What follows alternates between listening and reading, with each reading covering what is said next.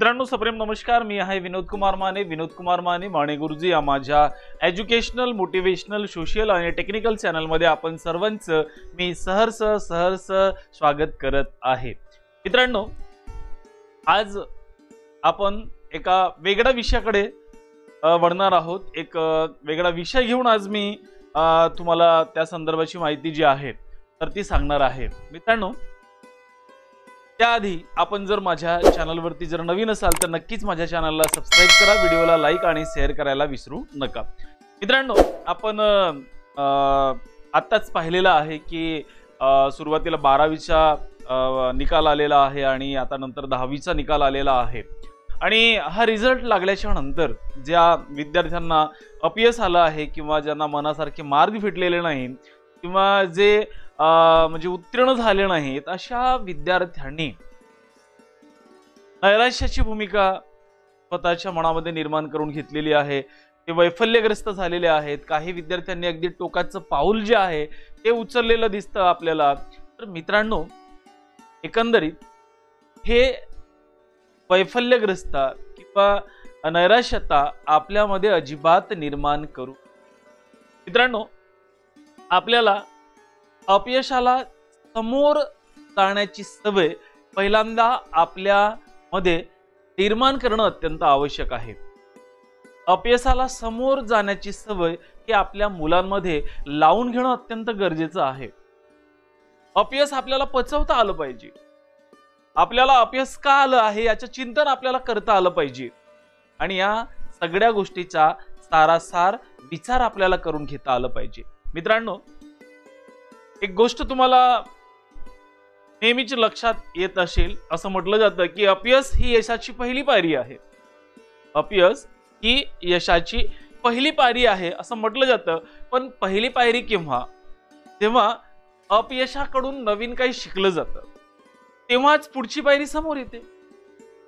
जर अपयशाकडून शिकलं गेलं नाही तर तीच पायरी पहिली आणि शेवटची ठरते. आणि म्हणून अपयश हे जेव्हा जेव्हा आपल्या आयुष्यामध्ये येईल तेव्हा तेव्हा ते आपल्याला पचवता आलं पाहिजे. अपयश का आलं आहे याचं चिंतनही आपल्याला करता आलं पाहिजे. आणि अपयश का येतं तर आपल्याला अजून आयुष्यामध्ये नवीन काहीतरी करता येईल, अजून चांगल्या पद्धतीने आपल्याला यश मिळवता येईल, यासाठी अपयश येणंही अत्यंत आवश्यक ठरतं. मित्रांनो, अनेक वेळा आपण जर पाहिलं, खेळामध्ये असेल, स्पर्धामध्ये असेल किंवा परीक्षांमध्ये असेल किंवा अभ्यासामध्ये आपल्याला हवं तसं यश जर मिळालं नाही तर विद्यार्थी वैफल्यग्रस्त होतात, नैराश्यतेने ग्रासलेले असतात, अगदी टोकाची भूमिका घेतात आणि अशामुळे काहीच होणार नाही. कारण मित्रांनो, जीवन हे एकदाच आपल्याला भेटलेलं असतं आणि हे जीवन आपल्याला आनंदानं जगायचं असतं. आणि आनंदानं जगत असताना आपल्याला एक गोष्ट प्रामुख्यानं लक्षात घ्यायचं आहे की जे यश आपल्याला मिळतंय ना, त्या यशानं आपण हुरडूनही जायचं नाही. म्हणजे यश जसं आपल्याला पचवता आलं पाहिजे तसं अपयशही आपल्याला पचवता आलं पाहिजे. मित्रांनो, आपण असं मानतो की एकंदरीत जर आपण पाहिलं तर आपल्याला हवं तसं यश मिळालं नाही तर मुलं त्याला अपयश मानतात आणि नाराज होतात. आणि एवढंच नाही, निराश होतात आणि कित्येक जण तर यासाठी समोरच्या व्यक्तीला दोष देऊन मोकळे होतात. काही मुलांना जर हवं तसं मिळालं नाही, मागितलं नाही तरी देखील त्यांना अपयश वाटतं. एक विद्यार्थ्याला अपयशाला समोर जाण्याची सवय जी आहे ना, तर ती सवय त्याच्यामध्ये निर्माण होणं अत्यंत आवश्यक आहे. अपयश आपल्याला पचवता आलं पाहिजे. आणि ह्या सगळ्या गोष्टी जर आपण निश्चितपणे करून घेतल्या तर या जगातली कुठलीही गोष्ट आपल्याला निश्चितपणे करता येऊ शकते. आणि म्हणून प्रत्येक व्यक्तीने अपयश हे पचवायला शिकलं पाहिजे. मित्रांनो, आता मुलांमध्येच काय तर प्रत्येक व्यक्तीला देखील आपल्या आयुष्यामध्ये अपयशाला समोर जावं लागतं. आणि ही अपयशाला समोर जाण्याची सवय जी आहे तर ही प्रत्येक मुलांनी स्वतःमध्ये निर्माण करून घेतली पाहिजे. ती सवय आपल्यामध्ये निर्माण झाली पाहिजे. आता ही सवय जर आपण स्वतःच्या मनामध्ये निर्माण करून घेतली तर ही सवय आपल्याला काय देऊन जाईल? मित्रांनो, ती मुलं अपयशाला सहजतेने समोर जातात. जी मुलं अपयश पचवतात त्या मुलांमध्ये एक प्रकारची खिलाडू वृत्ती असते आणि अशी मुलं सहजतेनं अपयश स्वीकारू शकतात. त्यांची सहनशक्ती देखील वाढते. काही वेळा असं देखील होतं की एखाद्या व्यक्तीने काही आपल्याला अपशब्द वापरले किंवा हृदयाला वेदना होतील अशा पद्धतीनं बोललं तर आपण लगेच त्याची प्रतिक्रिया द्यायला सुरुवात करतो. पण मित्रांनो, खऱ्या अर्थानं जर आपण पाहिलं तर हे सगळं पचवण्याची क्षमता आपल्यामध्ये निर्माण करता आली पाहिजे. एक प्रकारची सहनशक्ती जी आहे ती स्वतःमध्ये आपल्याला निर्माण करून घेता आली पाहिजे. मित्रांनो, आपण जर पाहिलं तर जी मुलं अपयशाला सामोरे जातात, त्या मुलांमध्ये काय असते म्हटलं मी, खिलाडू वृत्ती असते. अशी मुलं सहजतेनं अपयश स्वीकारू शकतात. त्यांची सहनशक्ती देखील वाढते. त्याबरोबर अशा मुलांमध्ये परत यश मिळवण्याची जिद्द निर्माण होते आणि ही मुलं चांगल्या अर्थी जिद्दी बनतात. मित्रांनो, मी देखील 10वीच्या परीक्षेमध्ये अनुत्तीर्ण झालो, नापास झालो. त्यातून मी धडा घेतलो आणि मग मी पुढचं आयुष्य व्यतीत करण्यासाठी पुढे आलो. आज मी शिक्षक आहे. तर मित्रांनो, आता ही सवय आपल्यामध्ये कशी निर्माण करता येईल हे देखील पाहणं अत्यंत महत्वाचं. मित्रांनो, लहान मुलं जी असतील ना, तर त्या लहान मुलांना नेहमी यशस्वी माणसाचं आयुष्य जे आहे ना, की एखाद्या व्यक्तीला यश कसं मिळालं आहे ते त्यांना सांगायचं. डॉक्टर APJ अब्दुल कलाम असतील, विश्वरत्न, भारतरत्न, परमपूज्य डॉक्टर बाबासाहेब आंबेडकर असतील, महात्मा ज्योतिराव फुले असतील, अब्राहम लिंकन असतील, असे अनेक ते थोर महापुरुष झालेले आहेत. त्यांचं चरित्र या मुलांनी वाचणं अत्यंत आवश्यक आहे. ज्यांना नैराश्यतेने ग्रासलेलं आहे, ज्यांना वैफल्यग्रस्त आलेली आहे, ते मुलं लवकर नाराज होतात, अपयश पचू शकत नाही. अशा मुलांनी त्या महापुरुषांचे चित्र वाचणं अत्यंत आवश्यक आहे. अरे, ज्या महापुरुषांच्या आयुष्यामध्ये पदोपदी त्यांना वेदना सहन कराव्या लागल्या, असंख्य वेदना सहन कराव्या लागल्या. परमपूज्य डॉक्टर बाबासाहेब आंबेडकरांच्या संदर्भात जर आपण पाहिलं तर किती वेदना झाल्या त्यांना. अगदी अस्पृश्यतेपासून तर लोकांनी त्यांना खूप त्रास दिलेला आहे. तो सगळं सहन करत या देशाचं, ज्यांनी या जगातलं सर्वात मोठं भारताचं संविधान लिहिलं, हे सगळ्या महापुरुषांचं चरित्र आपण वाचून घेतो. त्यातून आपल्याला प्रेरणा मिळते. मित्रांनो, लहान मुलं असतील तर या लहान मुलांनी ज्या माणसाने उंचीचं शिखर गाठलेलं आहे, ज्यांनी आपल्या आयुष्यामध्ये यश मिळवलेलं आहे, अशा महापुरुषांची चरित्र वाचणं अत्यंत आवश्यक आहे. हे आपल्या मुलांना आपल्याला समजावून सांगता आलं पाहिजे आणि त्यांना आयुष्यात मिळालेली अपयश समजून सांगा आणि यावर त्यांनी कशी मात केली हेही सांगा. एवढंच नाही, याचा अर्थ अजून एक लक्षात घ्यायचं की अपयश हे नेहमी कायमस्वरूपी नसतं. एखाद्या वेळेला आपल्या आयुष्यामध्ये दुःख येतं, एखाद्या वेळेला सुख येतं. सुख हे कायम असतं का? दुःख हे कायम असतं का? नसतं ना. म्हणजे ते आपल्या आयुष्यातून जाणारच असतं आणि म्हणून प्रत्येकाला काळजी करण्याची गरज नाही. आपल्या आयुष्यामध्ये आलेलं दुःख हे कधी ना कधी जाणार असतं. आपल्या आयुष्यामध्ये आलेले सुखही कायमस्वरूपी नसते. ही गोष्ट प्रत्येक व्यक्तीने आपल्या मनावर बिंबवून घेतली पाहिजे. मित्रांनो, अपयश हे कधीच कायमस्वरूपी नसतं, तर उलट ते आपल्याला खूप काही शिकवून जातं. हे आपल्या मुलांना आता प्रत्येक सांगण्याची गरज आहे. मित्रांनो, एखाद्या स्पर्धेमध्ये, खेळामध्ये जर मुलं अपयशी ठरली असतील, मुलं जिंकली याचं अभिनंदन त्यांना करायला सांगा आणि तुझ्याकडून काय चुकलं याची कारण मीमांसा त्यांना करायला सांगा, जेणेकरून पुढच्या वेळेला त्या चुका कशा टाळता येतील यावर काम करणं सोपं. एखाद्याला आयुष्यामध्ये अपयश आलं ना, तर अपयश का आलं याचा सारासार विचार करायला त्याला सांगा. आपण कुठं चुकलो, अभ्यासामध्ये आपण कुठं मागं पडलो, खऱ्या अर्थानं आपण पाहिजे तेवढ्या प्रमाणामध्ये अभ्यास केलं होतं का, या सगळ्या गोष्टी आपण बघणं अत्यंत गरजेचं आहे.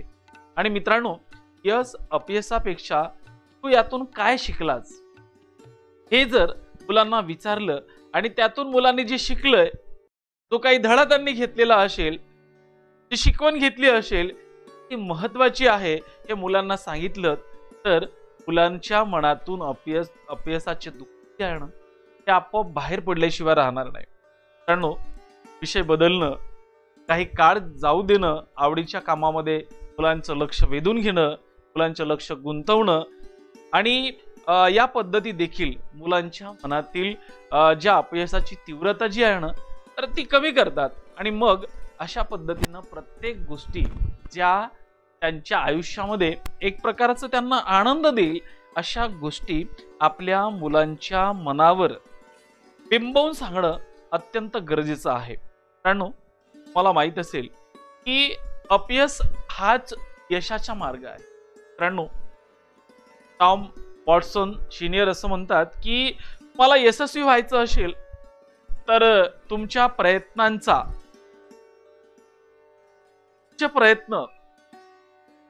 जे असफल ठरत असले तरी त्याचा वेग जो आहे दुप्पट करा. मित्रांनो, इतिहासामध्ये अनेक उदाहरण जर पाहिलं आपण, अब्राहम लिंकनचं जर आपण उदाहरण पाहिलं तर मित्रांनो, त्यांच्या अपयशाच्या विविध कहाण्या आहेत. मित्रांनो, अब्राहम लिंकनला, या माणसाला वयाच्या 21व्या वर्षी व्यवसायामध्ये खोट आली. 22व्या वर्षी तो विधिमंडळाची निवडणूक हरला. 24व्या वर्षी परत तो एकदा व्यवसायामध्ये अपयशी ठरला. 26व्या वर्षी त्या व्यक्तीच्या पत्नीचं निधन झालं. हे दुःख त्याला पचवावं लागलं. वयाच्या 34व्या वर्षी तो संसदीय विधिमंडळाची निवडणूक हरला. 45व्या वर्षी तो सिनेटच्या निवडणुकीमध्ये पराभूत झाला आणि 47व्या वर्षी उपराष्ट्राध्यक्ष होण्याचे त्याचे प्रयत्न अयशस्वी झाले आणि 49व्या वर्षी आणखी एकदा सिनेटवर निवडून येण्यात तो यशस्वी झाला आणि 49व्या वर्षी आणखी सेनेटवर निवडून येण्यास तो अपयशी ठरला आणि 52व्या वर्षी तो अमेरिकेच्या राष्ट्राध्यक्ष पदावर निवडून आला. आणि तो माणूस कोण? तर अब्राहम लिंकन. आता त्याच्या आयुष्यामध्ये किती अपयश आले, हे सगळे अपयश त्यांनी पचवले की नाही, तर अशा प्रकारचे अनेक अपयश पचवले पाहिजे. कारण अपयशाने कठोर परिश्रमावर पाणी पडते आणि एकंदरीत अयशस्वी होणं अगदी सहज शक्य आहे, पण यशासाठी आपल्याला जीवाचं रान करावं लागतं. अपयश फुकटातच आपल्या पदरात पडत नाही. यश जे आहे तर म्हणजे यशासाठी तुमचे सर्वस्व जे आहे ते पणाला लावावं लागतं. आणि अपयशाचे दुसरं कारण म्हणजे एखादी गोष्ट टाळणे, टाळाटाळ करणे, टालढकल करणे, ठोस असा निर्णय न घेणे, संकटांना, अडचणींना किंवा समस्यांना समोरासमोर तोंड न देता अनिष्ट मार्गाचा अवलंब करणे, सुस्पष्ट नियोजनाचा अभाव असेल किंवा कुठलीही एखाद्या गोष्टीची अर्धवट कारवाई असेल किंवा प्रबळ इच्छाशक्तीचा अभाव असेल आणि असे अनेक पलायनवादी दृष्टिकोन तुमच्यामध्ये निर्माण जर झाले असतील तर अपयश येणं शक्यच आहे. मग ह्या सगळ्या गोष्टी आपल्याला लक्षात घेणं अत्यंत आवश्यक आहे. एडिसनच्या संदर्भात तुम्हाला माहित असेल की त्यांनी अनेक वर्ष रात्रंदिवस त्यांनी संशोधन केलं आणि एका रात्री त्याच्या सहकार्यास पहाटेच्या 2 वाजताच्या सुमारास एडिसनच्या चेहऱ्यावर हास्य दिसले. याचा अर्थ काय? तर ती समस्या एडिसनने सोडवली अशी त्याची भावना होऊन त्याने म्हटले, तर तुम्ही महान आहात, तुम्ही ती किचकट समस्या सोडवली, तुमच्या कष्टाचे फळ तुम्हाला मिळाले. यावर एडिसनने शांत चेहरा ठेवून उत्तर दिले, मित्रा, मी चुकीच्या पद्धतीने त्या प्रश्नाची उकल करीत होतो. आता मी नव्यानं ती समस्या सोडवण्यास सुरुवात करणार आहे. आणि एडिसनची सहनशक्ती तिला महान करून गेली. कारण जीवनामध्ये खूप कष्ट करतो तरीही परीक्षेत अपेक्षित यश आपल्याला मिळत नाही, त्यामुळे आपल्याला कमीपणा वाटतो. जवळचे नातेवाईक असतील, मित्र असतील, इतर आपणास कमी समजतात आणि आपल्या मनात स्वतःबद्दल द्वेष निर्माण होऊन आपण आत्महत्येसारखी चुकीची पाऊल जे आहे तर ते आपण उचलतो. सर्वात अगोदर आपण तर एक गोष्ट जाणून घ्यायला हवी की कोणीच 100% परिपूर्ण नाही. या जगामध्ये कोणताच व्यक्ती 100% परिपूर्ण नाही. ही गोष्ट प्रत्येकानं लक्षात घेणं अत्यंत आवश्यक आहे. आणि मित्रांनो, आपल्याला हवे तसे यश मिळाले नाही ना तर नैराश्यता येते, पण ती नैराश्यता आपल्याला पचवता आली पाहिजे. आणि एक लक्षात घ्या, प्रत्येक व्यक्ती हा त्याच्यामध्ये वेगवेगळ्या प्रकारची हुशारी असते, टॅलेंट असतो. आता मी जर म्हटलं की विराट कोहली सारखी फलंदाजी अमिताभ बच्चनला जमणार आहे का, किंवा विराट कोहलीला अमिताभ बच्चन सारखं अभिनय करता येईल का, लता मंगेशकर सारखं गाणं कुणाला गाता येईल का? नाही ना. प्रत्येक व्यक्ती हा त्याच्या फील्डमध्ये हुशार असतो, टॅलेंट असतो. नुसतं परीक्षेमध्ये 100% गुण घेणं म्हणजे हे त्याच्यातलं टॅलेंट नसतं. मग एखाद्याला संगीतामध्ये आवड असेल, एखाद्यामध्ये क्रिकेटमध्ये असेल.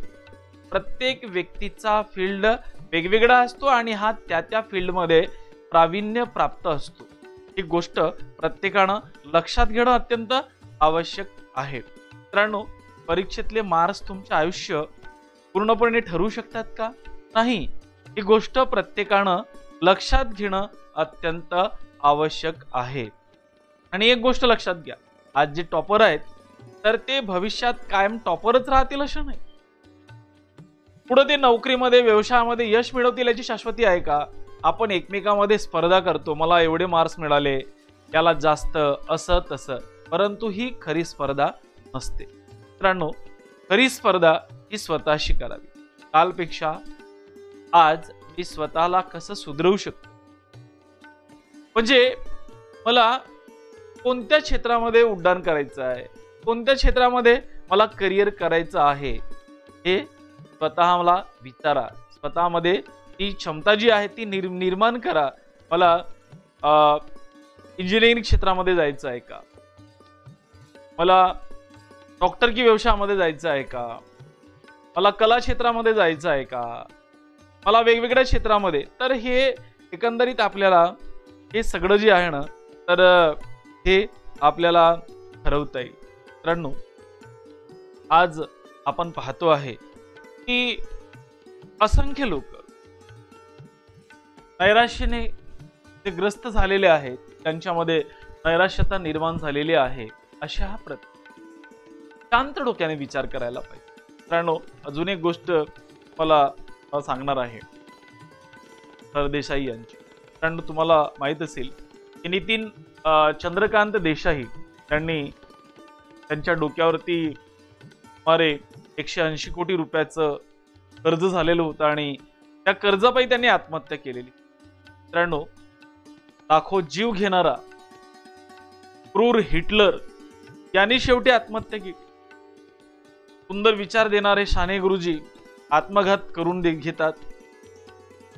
मनशक्ती नावाचं मनाला खंबीर करण्याचं शिक्षण देणारे लोणावळ्याचे स्वामी विज्ञानानंद मंत्रालयावरून उडी मारून जीव घेतात.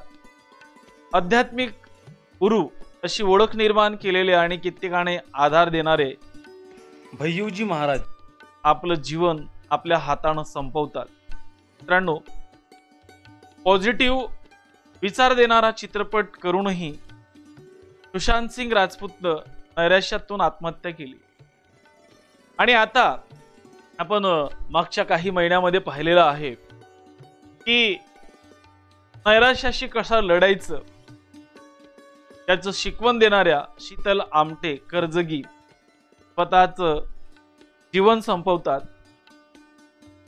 अजून एक बातमी, उच्च विद्याविभूषित आणि दिवंगत कुलगुरूच्या पत्नी तसेच राष्ट्रसंत तुकडोजी महाराज नागपूर विद्यापीठाच्या रसायनशास्त्राच्या विभाग प्रमुख डॉक्टर ज्योत्स्ना मेश्राम यांनी 9व्या माळ्यावरून उडी घेऊन नैराश्यातून आत्महत्या केली. आणि या काही सेलिब्रिटीच्या उदाहरणावरून आपण काय शिकायचं, काय धडा घ्यायचं? मित्रांनो, पाण्यात शांतपणे पोहणारा बदक वरून शांत दिसत असलं ना, तरी पाण्याखाली त्यांचं पाय वेगानं हलत असतात. शांत पोहतोय हे दाखवण्यासाठी करावे लागणारे त्याचे कष्ट फक्त त्यालाच माहित असतात. मित्रांनो, माणूस वरवर दिसतो ना, तितका आतून खंबीर असेलच असं नाही. त्याच्या मनात वेगळी खलबत्त सुरू असू शकते, ते आपल्यापर्यंत पोहोचत नसते, किंवा तो त्या आनंदी आणि सुखी चेहऱ्याच्या आड आपले दुःख लपवण्याचा प्रयत्न करत असतो. शेवटी काय, वर सुंदर ताजमहल असला तरी खाली कबरच आहे हे विसरून चालणार नाही.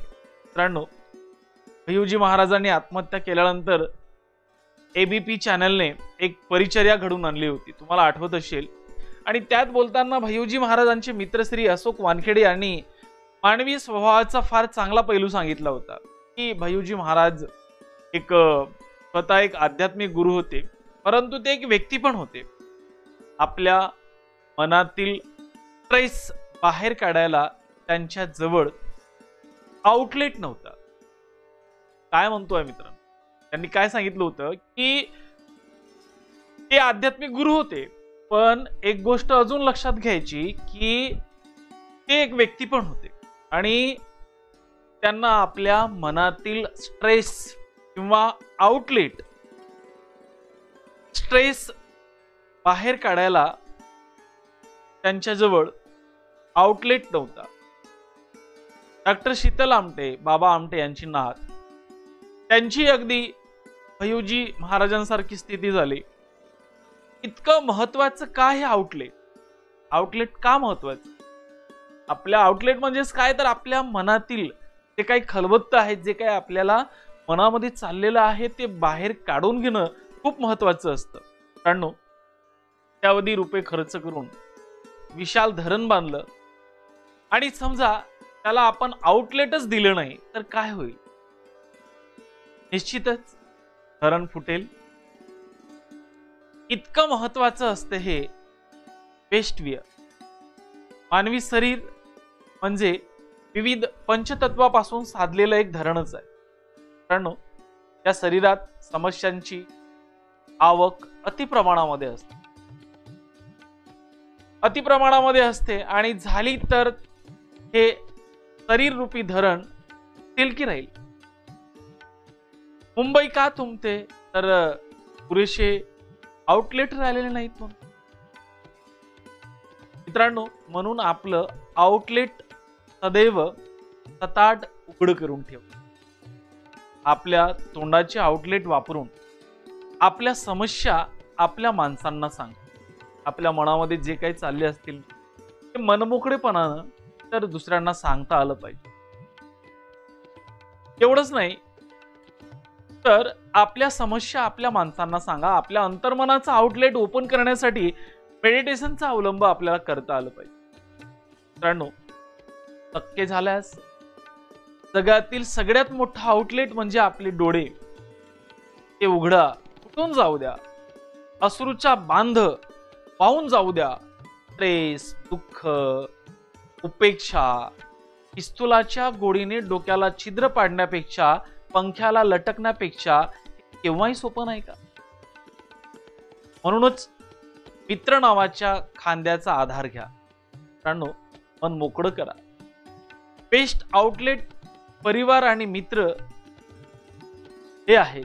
भरपूर हसा, बोला, रडा, भांडा, व्यक्त व्हा, मुक्त व्हा. तसा मित्र आता राहिलेले नाहीत. स्वार्थापलीकडे दुसरे काही नाही. पण मित्रांनो, काळजी घ्या. म्हणजे सोडून गेल्यावर विशिव म्हणण्यापेक्षा सोबत आहे तोपर्यंत भीतीव म्हणा. आपुलकीची माणसं मिळवायला खूप मोठं भाग्य लागतं. मित्रांनो, मी आज का सांगितलेलं आहे तर खऱ्या अर्थानं जर आपण जेव्हा जीवन जगत असताना हे जीवन क्षणभंगूर आहे. एखाद्या फुगलेल्या फुग्याप्रमाणे आहे. ते कधी फुटेल याचा नियम नाही. आणि म्हणून माणसासारखे वागा, माणुसकीनं वागा. मित्रांनो, आयुष्य जगत असताना आपल्याला माहित आहे, काही माणसांना दुःख देतात, त्रास देतात, एवढं त्रास देतात की समोरचा व्यक्ती हा वैफल्यग्रस्त होऊन जातो, त्याला नैराश्यता येते। आणि म्हणून ही गोष्ट देखील लक्षात ठेवा, दुसऱ्यांना एवढं पण त्रास देऊ नका। आणि मित्रांनो, माझ्या प्रिय भावांनो, बंधूंनो, लक्षात ठेवा, तुम्ही घाबरून जाऊ नका। एखाद्या व्यक्तीने तुम्हाला त्रास दिला असेल, त्रासून ठोडलेलं असेल, तो खूप त्रास देत असेल, तरी घाबरून जाऊ नका। स्वतःच्या मनाचा ताबा जो आहे ना, तो सुटू देऊ नका। मन मोकळे व्हा। आपल्यावर झालेला अन्याय असेल, अत्याचार असेल, कुठल्याही प्रकारची नैराश्यता तुमच्या मनामध्ये आलेली असेल, तर ती निश्चितपणे एक दुसऱ्यांशी शेअर करा, सांगा। आणि विद्यार्थ्यांनो, माझ्या प्रिय विद्यार्थी मित्रांनो, बाबांनो, शिकत असताना मला माहिती आहे की आपण एखाद्या वेळेला अनुत्तीर्ण झालो तर कसं वाटते याचा अनुभव मी स्वतः घेतलेला आहे। माझ्या आयुष्यामध्ये अनेक खाचखळगे मी खाल्लेल्या आहेत, असंख्य यातना मी देखील सहन केलेल्या आहेत।